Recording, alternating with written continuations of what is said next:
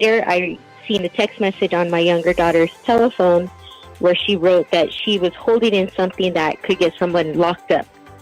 So I questioned her about it, and after about an hour and a half, she admitted that my husband, about 4 years ago, laid down with her while I was asleep and looked down her pants. So immediately I took action. I called the police. I kicked him out of the home. I got a restraining order, and I filed for divorce. I did everything legally possibly that I can do. I told her father about it, and the first day he was very supportive. The next morning, he called me and told me, I don't know how to tell you this, but I'm taking our daughter away from you.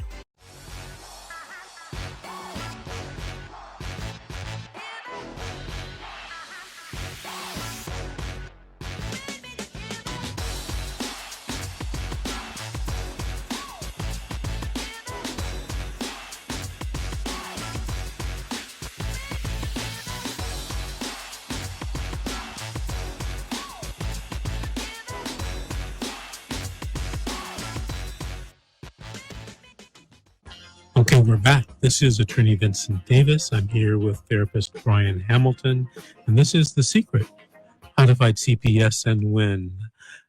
Okay, let's take another call, Brian. Let's talk to Angelina from California. Angelina, do you have a story to tell or a question to ask?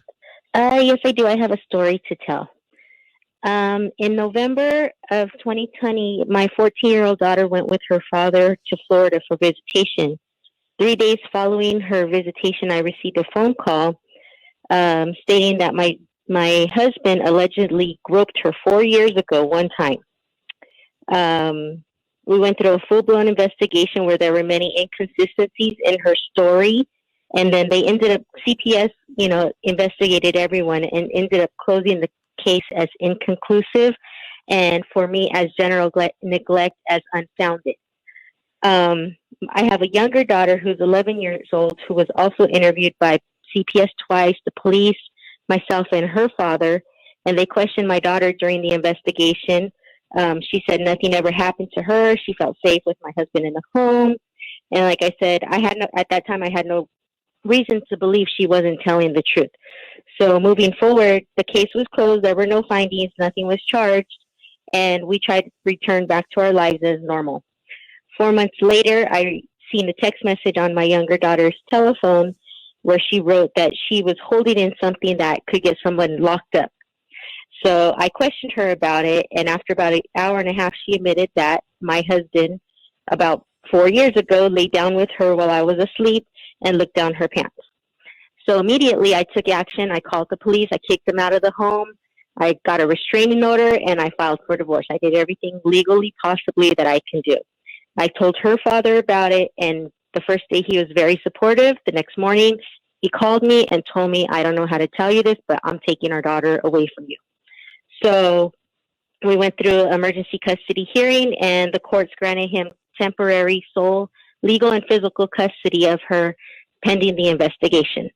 CPS came to my home and, only spent about 10 minutes here with me. And she said, because I brought my husband back into the home after the case was closed, even though there was no finding, they put me as substantiated as general neglect to my younger child. So now I'm trying to fight the custody to try to bring my daughter home. Like I said, the husband is no longer in the home. I have put every restriction on him. He has a 5-year restraining order. I filed for divorce.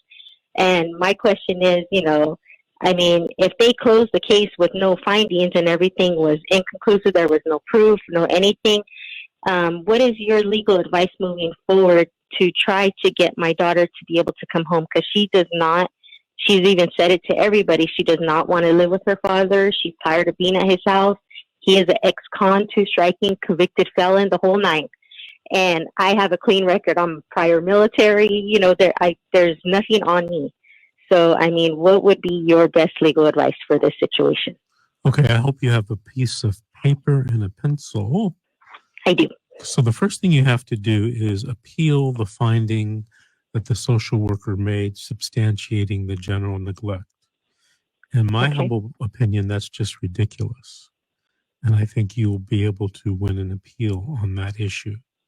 The second thing is you and your attorney have to come up with a strategy. We've been talking, a few minutes here. I'm sure that there's much more to the case than, what we're talking about right now. But you have to sit down with your attorney and come up with a strategy. And then you're going to have to implement it. I mean, overall, it's, there was no neglect on your part, and the child doesn't want to stay with the father and, look at the father's bad acts and his convictions. And, by the way, you did nothing wrong. As a matter of fact, when you found out about what your husband had done, you had him kicked out and you divorced him right away. There's nothing more that you can do. Was the father paying you child support?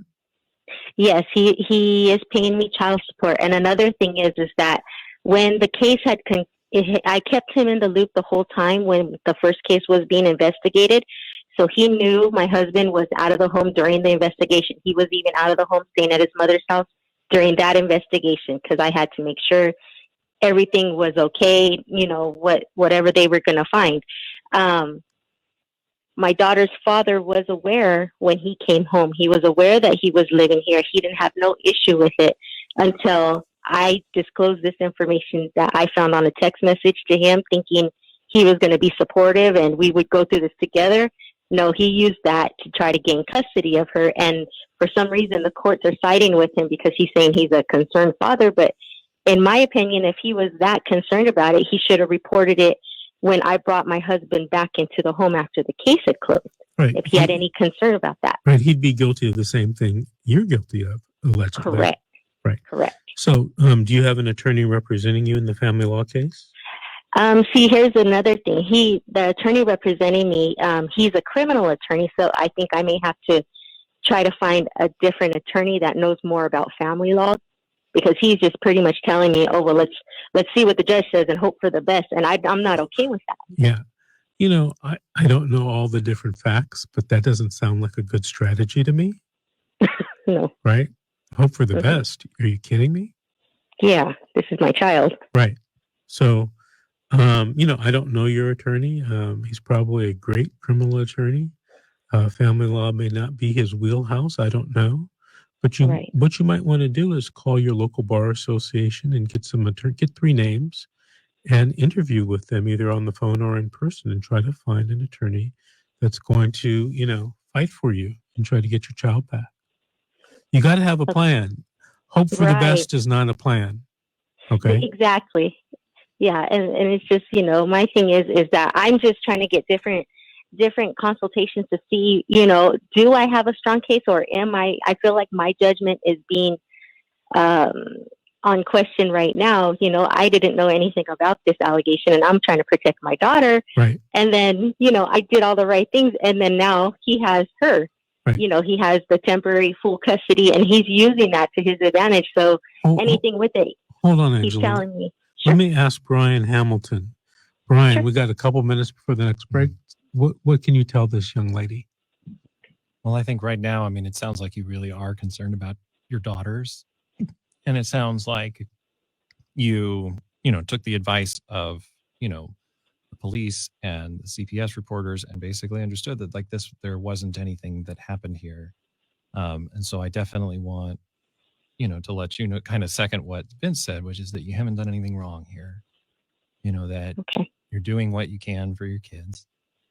And you're trying to do what you can now to, provide for them and to make sure that they're safe. And so I think, I want to just applaud you for that, and to just let you know that, as you're going through the court systems, you're gonna be made to feel like you did something wrong. Right. The other attorney is going to be fighting, for your husband. And he's going to be trying to make a case that that this was somehow your fault. And so just keep trying to remind yourself that, I did nothing wrong here. I did everything I could to try and keep my kids safe. And there was a thing here where I didn't realize that this was happening. But as soon as I realized that it was happening, I took the steps that were appropriate in order to make sure that it stopped. And so just hold on to that as much as you can. Yeah, because the CPS lady told me, she said, the only hang up I have with you is that you brought him back into the home after the case was closed. Right. And I'm just like, but you guys put it as inconclusive and there was no finding. So, I mean, there's no order saying that I can't bring him back into the home. And my other daughter had lied to them twice and said, no, he's the greatest thing ever, and Yeah. come to find out he wasn't. So, yeah. But I think also just make sure when when you see your daughters again, that you emotionally validate them, because she may be holding a lot of guilt for not having said anything prior. right. And and just making sure that she doesn't feel like she's to blame either, because a lot of times these, like kids in particular, their abusers threaten them. They threaten them with physical violence. They threaten them with violence against other people that they know. They they threaten to do things that would make it so that that they may be taken away from their families. All those things can happen. And so just make sure that you understand that she was also manipulated by him emotionally, and that whatever happened, whatever her reasons were for saying what she did beforehand, just make sure that you're there for her, that you're understanding of what she was going through, and then you can emotionally support her. Correct. Yeah. Okay. All right. Well, thank you guys very much. Thank you, Angelina, for calling and listening. And, call us back in a few weeks and give us an update, all right? We're going to take will do. Thank you. We're going to take our next break. This is The Secret, How to Fight Child Protective Services and Win. We'll be back after these messages.